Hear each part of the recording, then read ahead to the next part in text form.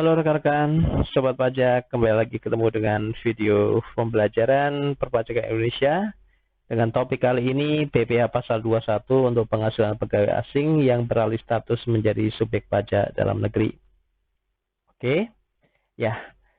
Rumus penghitungannya untuk pegawai tetap pada dasarnya seperti ini teman-teman ya, sesuai Peraturan Dirjen Pajak Nomor 16 Tahun 2016. Penghasilan bruto bisa gaji, tunjangan, premi asuransi dibayar pemberi kerja dan sebagainya dikurangi dulu dengan biaya jabatan, iuran pensiun, THT, JHT yang dibayar pegawai. Ketemu penghasilan neto yang di setahun atau disetahunkan, lalu dikurangkan dengan PTKP, penghasilan tidak kena pajak. Ketemu penghasilan kena pajak inilah yang nanti dikenakan tarif pasal 17 sehingga ketemu PPh pasal 21 terutang. Ya, poin per poin atas pembahasan atas ini sudah saya jelaskan di video saya yang PPh pasal 21 untuk pegawai tetap ya. Tolong nanti silakan ditengok kembali. Oke, khusus untuk yang ini, untuk video kita kali ini kita bahas untuk masa perolehan penghasilan pegawai yang kurang dari 6 bulan, kurang dari 12 bulan. Ya. Ada istilah tidak disetahunkan dan ada juga yang disetahunkan terkait dengan penghasilan yang kurang dari 16 bulan. Tidak disetahunkan adalah untuk wajib pajak orang pribadi dalam negeri yang mulai bekerja pada tahun berjalan. Dan tidak disetahunkan juga untuk wajib pajak orang pribadi dalam negeri yang berhenti kerja pada tahun berjalan. Sedangkan yang disetahunkan adalah wajib pajak orang pribadi dalam negeri yang meninggal dunia atau meninggalkan Indonesia untuk selama-lamanya, atau orang asing yang mulai bekerja di Indonesia pada tahun berjalan untuk jangka waktu lebih dari 6 bulan, atau karyawan yang pindah cabang. Nah, rekan-rekan, kali ini kita bahas yang ini ya. Orang asing atau pegawai asing, tenaga kerja asing yang kerja di Indonesia lebih dari 6 bulan ya, dan beralih status menjadi subjek pajak dalam negeri. Sebab sesuai ketentuan, kalau lebih dari 6 bulan berada di Indonesia, statusnya berubah dari subjek pajak luar negeri menjadi subjek pajak dalam negeri. Oke. Apa sih arti disetahunkan dan tidak disetahunkan? Disetahunkan berarti penghasilan neto adalah jumlah penghasilan neto tiap bulan dikalikan 12 bulan. Dianggap setahun penuh. Di 12 bulan kan. Kalau tidak disetahunkan adalah penghasilan neto adalah jumlah penghasilan neto yang diterima sesuai periode bulan yang sebenarnya. Dia kerja 6 bulan, yang penghasilan itu 6 bulan. Nah, kalau disetahunkan, dia kerja 6 bulan, tapi untuk keperluan penghitungan PPh pasal 21 itu disetahunkan, dijadikan 12 bulan. Ya, kita langsung aja masuk ke contoh kasus ya, supaya langsung ada gambaran. Contoh pertama, Elias, warga USA, Amerika Serikat, menikah dan punya 2 anak. Mulai bekerja di PT Konstruka, perusahaan yang bergerak di bidang konstruksi pada bulan April 2020. Menurut dokumen kontrak, Elias akan bekerja di Indonesia sampai dengan Desember 2022. Ya, jadi lebih dari 2 tahun. Pada tahun 2020, Elias menerima gaji 35 juta dan fasilitas sewa apartemen sebesar 10 juta per bulan. Hitung PPh pasal 21 apabila Elias sudah punya NPWP. Nah, ini penghitungannya rekan-rekan. Kita lihat untuk penghitungan PPh 21 Elias, gaji 35 juta, fasilitas apartemen 10 juta. Ya, sehingga penghasilan bruto 45 juta. Loh, ada yang nanya, kok fasilitas apartemen masuk sebagai objek? Ya, teman-teman tolong ingat bahwa natura atau kenikmatan menjadi objek PPh pasal 21 karena pemberi kerjanya dikenakan PPh final. Ya, pada dasarnya natura atau kenikmatan itu bukan objek. Tapi kalau pemberi kerjanya itu dikenakan PPh final, maka natura atau kenikmatan tersebut menjadi objek PPh pasal 21. Ya. Oke, penghasilan bruto 45 juta, kurangi biaya jabatan, sudah maksimal 500.000, ketemu penghasilan itu sebulan 44 juta 500. Kemudian penghasilan itu setahun dari April sampai Desember 400 juta 500.000. Kemudian kita setahunkan. Ya, mengapa? Tadi karena dia tenaga kerja asing, beralih status jadi subjek pajak dalam negeri, maka penghasilan netonya kita setahunkan. Nyetahunkannya gimana? Nyetahunkannya adalah di 12 bulan kan, dengan cara 12/9 kali 400 juta 500 ya. Kita disetahunkan. 534 juta. Kurangi PTKP K2 67500, ketemu penghasilan kena pajak 466500. 466500 ini kita kalikan dengan tarif pasal 17, ketemu PPh pasal 21 setahunnya adalah 86.625.000. Ini adalah PPh pasal 21 selama 12 bulan. Lalu selama terutangnya selama setahun 9 bulan berapa? Berarti kita kembalikan lagi. Kita kembalikan 9412 kali 86625. Ketemu 64968.750. Ini PPh pasal 21 selama 9 bulan. Sebulannya berapa? Kita bagi 9 berarti 7.218.750 rupiah. Oke, semoga jelas ya.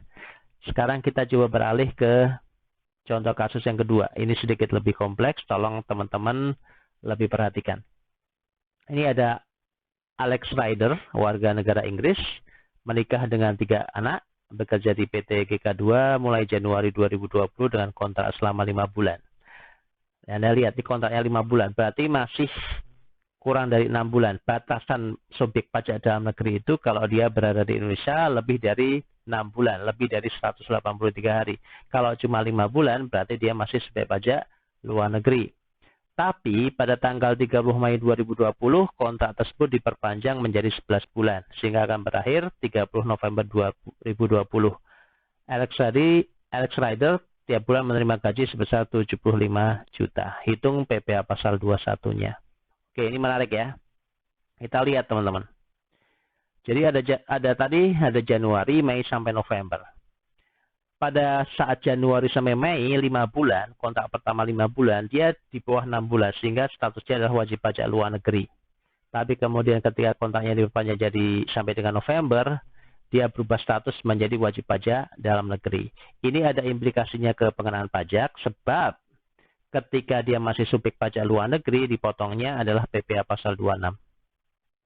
Tapi ketika dia menjadi wajib pajak dalam negeri, dikenakannya PPh pasal 21. Ya, PPh pasal 26, teman-teman mungkin sudah tahu tarifnya adalah berapa? 20%. 20% kali penghasilan bruto berarti 20% kali 75 juta, 15 juta rupiah. Ini selama sebulan. Selama 5 bulan kerja dari Januari sampai Mei berarti 5 bulan kali 15 juta, yaitu 75 juta. Dan ingat teman-teman, ketika PPh pasal 26 ini wajib pajak berubah status dari luar negeri menjadi wajib pajak dalam negeri, maka PPh pasal 26-nya tidak bersifat final. Ya, tidak bersifat final. Oke, menarik. Nah, sehingga ketika dia berubah status, beralih status menjadi subjek pajak dalam negeri, kita akan lakukan penghitungan ulang. Oke, kita lihat ya. Ya. Ini penghitungannya teman-teman. Ini gaji sebulannya 75 juta. Biaya jabatan 500.000 sehingga penghasilan untuk sebulan 74.500. Kita setahunkan. Ingat, kalau kasus seperti ini ada disetahunkan, di 12 bulan kan ya. Kalikan 12, 894.000, PTKP-nya ketiga 72 sehingga penghasilan kena pajak 822 juta. Kita kalikan tarif pasal 17. Ketemu 191.600. Ini PPh pasal 21 disetahunkan. Sebulannya berapa? Berarti kita bagi 12. Saya hitungnya lebih cepat, lebih praktis. Bagi 12, ketemu 15.966.667. Ya. Ini adalah PPh pasal 21 sebulan. Nah, berarti PPh pasal 21 dari Januari sampai Mei kan kita hitung ulang. Penghitungan PPh pasal 21-nya ketika dia sejak berada di Indonesia. Ya. Masa Januari sampai dengan Mei berarti 5 bulan kali 15.966.667. Ketemu 79.833.333. Lalu tadi yang sudah dipotong berapa? Yang telah dipotong itu PPh 26. Berapa yang dipotong? Dipotong 75 juta. Berarti ada kekurangan potong. Harusnya 79.833.333 dipotongnya baru 75 juta. Sehingga ada kekurangan potong 4833.333. Ya, teman-teman. Atas kekurangan ini akan dipotong dari penghasilan masa Juni. Sehingga PPh pasal 21 yang dipotong di Juni adalah PPh bulanannya. PPh sebulan adalah 15.966.667 ditambah kekurangan potongnya. Kekurangan potongnya 4833.333. Totalnya adalah 20.800.000. Jadi untuk masa Juni karena ada kekurangan potong ditambahkan yang tadi. Gitu teman-teman ya. Dan ingat, kemudian ketika nanti setelah kontrak berakhir, teman-teman perusahaan harus membuat formulir 1721A1 ya. Kapan buatnya? Diberikan paling lambat akhir bulan berikutnya kepada Alex Rider. Seperti ini. Ini contoh 1721A1, bukti pemotongan untuk pegawai tetap. Ya, nanti penghitungan ulangnya ada di sini. Oke, jelas? Oke, seperti biasa kita ke question and answers, pertanyaan-pertanyaan yang sering diajukan oleh peserta maupun oleh mahasiswa. Pertanyaan yang kadang ya, apakah bonus ada penghasilan tidak teratur? Untuk yang kasus seperti ini, yang penghasilan itu di setahun, penghasilan netonya disetahunkan itu ikut disetahunkan. Padahal bonus itu kan diterimanya cuma sekali dalam setahun. Oke, ini pertanyaan yang bagus. Sesuai PR16 teman-teman, untuk bonus penghasilan tidak teratur itu ikut disetahunkan. Ya, itu jawabannya. Kita lihat ke peraturan aja untuk tenaga kerja asing, bonus itu tetap disetahunkan. Ikut disetahunkan. Apakah semua tenaga kerja asing dipotong PPh pasal 26? Oh, ini menarik. Tidak semua. Merujuk kepada aturan aja ya, teman-teman. Jadi ada aturan. Ya, ada yang dipotong 26, ada yang tidak. Kalau dia bisa menunjukkan surat keterangan domisili, kemudian itu berupa jasa dan sebagainya, hak pemajakannya bisa di negara domisili. Jadi melihat ke sana. Tapi kalau Anda benar-benar mau potong PPh 26, karena dia statusnya pegawai kontrak Anda potong 20%. Kalau nanti berada di 100, seperti tadi, dihitung ulang di PPh pasal 21-nya. Ya.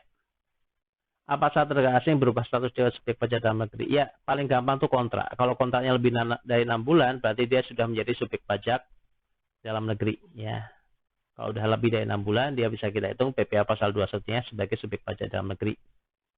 Ada juga mungkin ada KITAS, kartu izin tenaga kerja asing. Ada IKTA, izin kerja tenaga asing, ada green card, dan sebagainya. Itu juga bukti-bukti bahwa dia menjadi subjek pajak dalam negeri. Oke, last but not least, seperti biasa, silahkan tulis di komen kalau ada pertanyaan-pertanyaan. Dan ini ada latihannya seperti biasa. Kalau Anda pengen coba praktis di rumah, coba hitung PPh pasal 21 atas kasus seperti ini. Oke, tulis jawabannya kalau Anda bisa. Dan sampai jumpa lagi, semoga bermanfaat dan salam pajak.